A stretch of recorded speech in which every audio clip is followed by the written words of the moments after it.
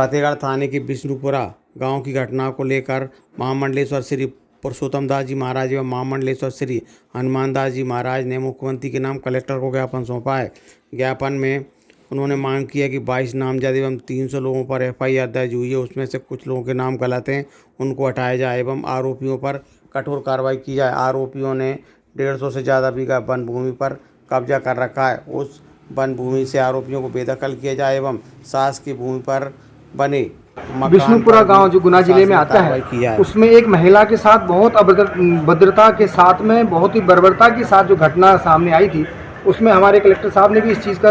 अनुमोदन किया कि महाराज जी वास्तव में घटना बहुत दर्दनाक और बहुत असहनीय घटना थी। उस घटना में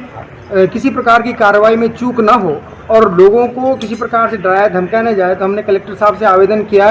कि मुख्यमंत्री जी के नाम में आवेदन दिया है कि उचित कार्रवाई, उसमें जो लोग बच गए हैं और जो व्यवस्था कार्रवाई में रह गई है उस पर उचित कार्रवाई की जाए सभी लोगों पर और उनको दंड दिया जाए जो इस प्रकार से मातृशक्ति के साथ सरे रहा, उन्होंने उसके ऊपर चढ़ के महिला को जो मारपीट कर रहे हैं, ताकि कोई व्यक्ति आगामी भविष्य में इस प्रकार की कोई घटना करने के लिए प्रेरित ना हो। कलेक्टर साहब ने बहुत अच्छा आश्वासन दिया। हमें तो उनकी बात सुन के बड़ी प्रसन्नता हुई और अभी एडिशनल कलेक्टर साहब भी हमारे साथ में कहीं खड़े हैं।